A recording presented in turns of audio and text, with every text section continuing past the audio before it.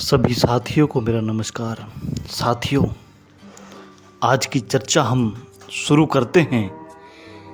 एक मुसलमान फ़कीर का स्मरण मुझे आता है। कभी तो वह एक बहुत बड़े साम्राज्य का सम्राट हुआ करता था।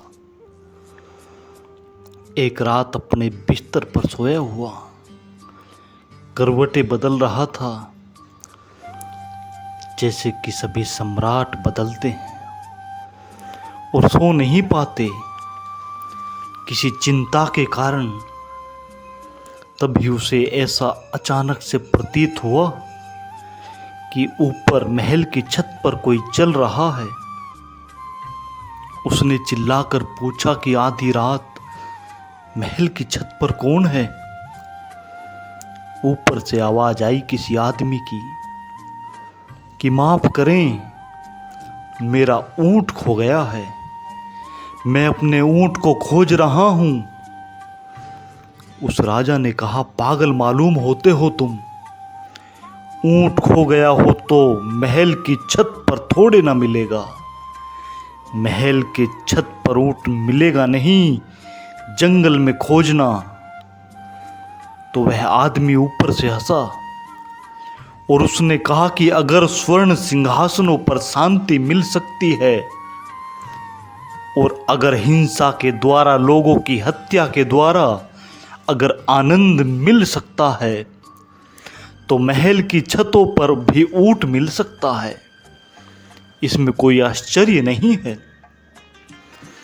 राजा निकलकर बाहर आ गया। उसने अपने सैनिकों को भेजा कि पकड़ो इस आदमी को, कौन है यह।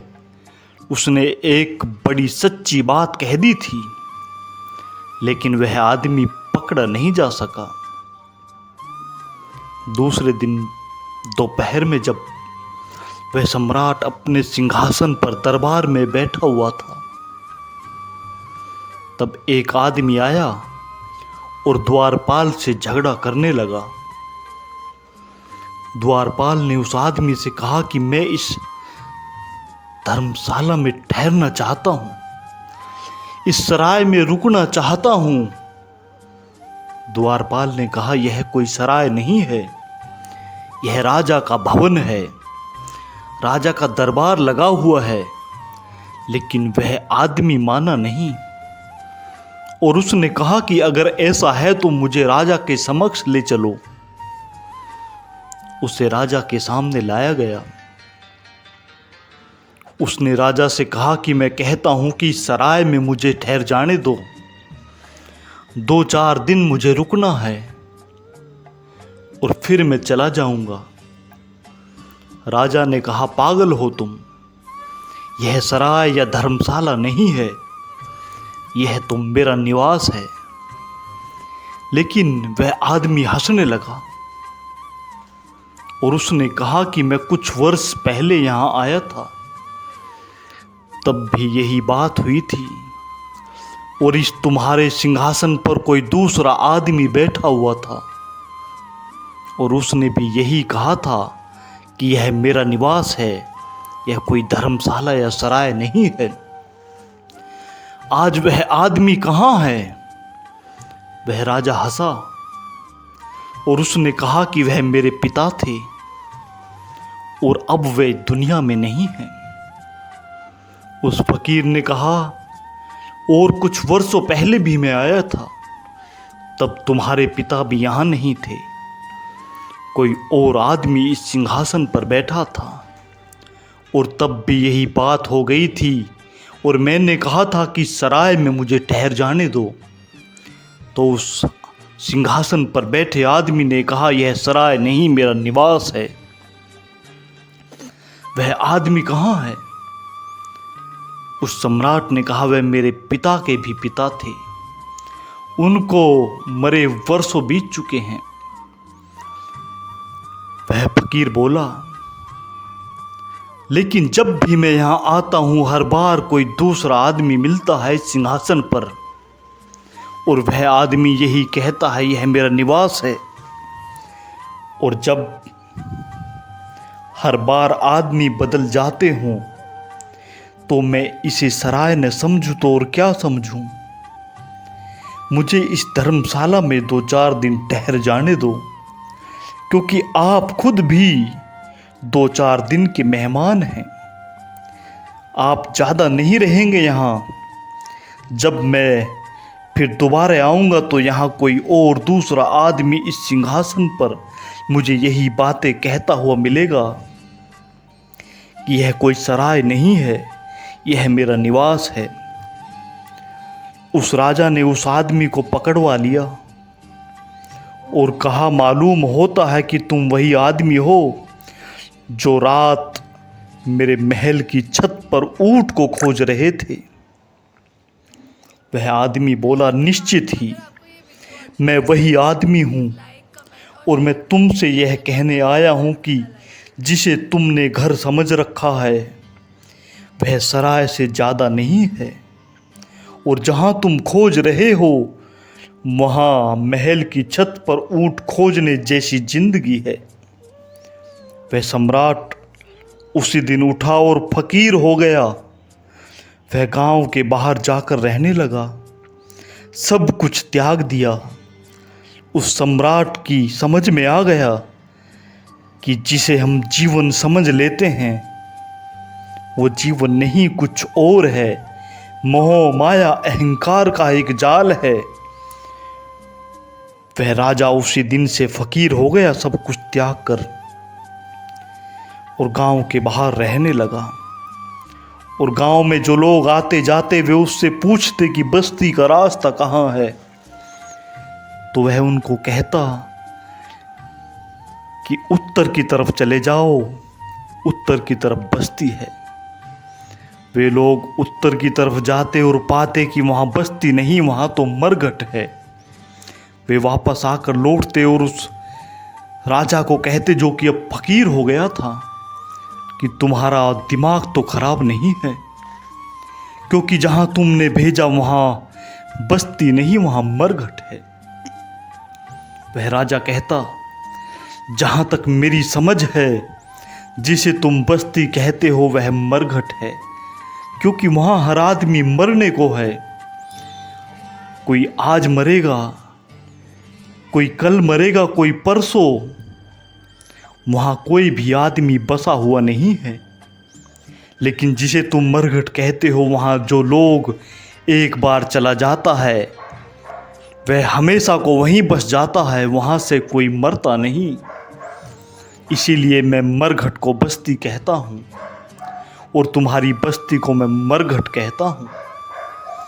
जिन लोगों ने आज तक जीवन को जाना है उन सब का यही कहना है, जिसे हम जीवन कहते हैं उसे वे मृत्यु कहते हैं, और जिसे हम बस्ती कहते हैं उसे वे मरघट कहते हैं।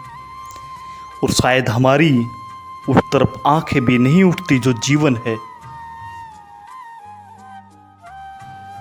जो मृत्यु नहीं है वह आंख उठानी, वह दृष्टि, उस तरफ देखना कैसे संभव हो सकता है। उस प्रक्रिया को ही मैं दर्पण कहूँगा, जिसमें आप अपने को देख सकें, और उसको जिसकी कोई मृत्यु नहीं है, जो कि अमृत है। और ऐसा नहीं है कि आज का आदमी उसे देखने में असमर्थ हो गया हो। आदमी हमेशा से असमर्थ रहा है, और ऐसा भी नहीं है कि आज की दुनिया आत्मज्ञान से हीन हो गई हो। हमेशा से थोड़े से लोगों को छोड़कर हमारा अधिकांश हिस्सा उस दिशा से अंधा रहा है। कोई भूल हो गई है आदमी के साथ, आदमी की संस्कृति में, उसके विचार में, उसके जीने के ढंग में कोई आधारभूत, कोई बुनियादी गलती हो गई है, जिसकी वजह से कुछ थोड़े से लोग ही जो उस गलती से उभर पाते हैं, उस गलती से मुक्त हो पाते हैं, वे तो स्वयं को, सत्य को और जीवन को जान पाते हैं। से सारे लोग केवल आशाओं में जीते हैं, उनकी कोई उपलब्धि नहीं होती, केवल आकांक्षाओं में जीते हैं, उनकी कोई प्राप्ति नहीं होती, केवल सपनों में जीते हैं। सत्य से उनका कोई साक्षात नहीं हो पाता। वे कौन सी भूल हो गई हैं। उन आधारभूत भूलों के संबंध में मैं कुछ चर्चा करूंगा और उनसे मुक्त होने के बाबत भी कुछ चर्चा करूंगा बाद में। शायद आप थोड़े विचार में भी पड़ जाएं, क्योंकि जिन बातों को मैं भूल समझता हूं, हो सकता है उन्हीं बातों को आप धर्म समझते रहे हों। लेकिन मैं चाहता हूं कि आप सोच विचार में पड़ जाएं, क्योंकि जो व्यक्ति विचार में पड़ जाता है उसके लिए आज नहीं कल रास्ता मिल सकता है, लेकिन जो निश्चित अंधा बना बैठा रहता है उसके लिए कोई मार्ग नहीं है। मनुष्य के मन को निर्माण करने वाली बातों में जो सबसे बड़ी बुनियादी भूल हो गई है, जिसकी वजह से अपनी तरफ आंख भी नहीं उठा पाता, और वे लोग जो निरंतर कहते हैं अपने को जानो, आत्मा को जानो, और इस तरह की बातें कहते हैं, वे लोग भी उसी भूल को दोहराते हैं। इसलिए बातचीत तो हो जाती है लेकिन कोई अपने को जान नहीं पाता। वह पहली भूल यह हो गई कि मनुष्य को हमने इधर 5000 वर्षों से श्रद्धा और विश्वास सिखाया है, विवेक और विचार नहीं। हम आदमी को सिखाते रहे हैं विश्वास करने के लिए, और जो आदमी विश्वास कर लेता है उस आदमी की सारी खोज बंद हो जाती है। जो आदमी विश्वास कर लेता है, श्रद्धा कर लेता है, मान लेता है, स्वीकार कर लेता है, उसके भीतर से सारा अन्वेषण समाप्त हो जाता है। उसकी सारी इंक्वायरी, उसकी सारी खोज, उसकी सारी जिज्ञासा की मृत्यु हो जाती है। श्रद्धा सबका बड़ा, सबसे बड़ी रुकावट और पत्थर की तरह मनुष्य की आत्मा की खोज पर खड़ी हो जाती है। लेकिन हमें यह कहा जाता रहा है कि हम विश्वास करें, हम श्रद्धा करें, हम मान ले कि गीता को, या हम मान ले कुरान को, या हम मान ले बाइबिल को, या मान ले महावीर को, बुद्ध को, या कृष्ण को, या किसी और अन्य को, चाहे वह कोई हो, चाहे हिंदू हो, चाहे मुसलमान हो, चाहे ईसाई हो, उनकी बातों में कितना भी भेद हो, लेकिन एक बात पर दुनिया के सारे धर्म सहमत रहे हैं, वह यह कि विश्वास करना जरूरी है। और विश्वास का मतलब क्या होगा? विश्वास का मतलब होता है कि अंधापन। विश्वास का मतलब होता है अपनी आंखों पर नहीं, किसी और की आंखों पर श्रद्धा। विश्वास का मतलब होता है जो मैं नहीं जानता उसको मान लेना। विश्वास का अर्थ होता है खुद के विवेक और विचार का आत्मघात करना। विश्वास सुसाइड है, आत्मघाती है, क्योंकि विश्वास यह कहता है कि अपने से बाहर श्रद्धा का कोई बिंदु है, चाहे वह राम हो, चाहे कृष्ण, चाहे बुद्ध, चाहे महावीर, चाहे गीता, चाहे कुरान, चाहे कुछ और। मेरे से सब कुछ है जो मुझे मान लेना है।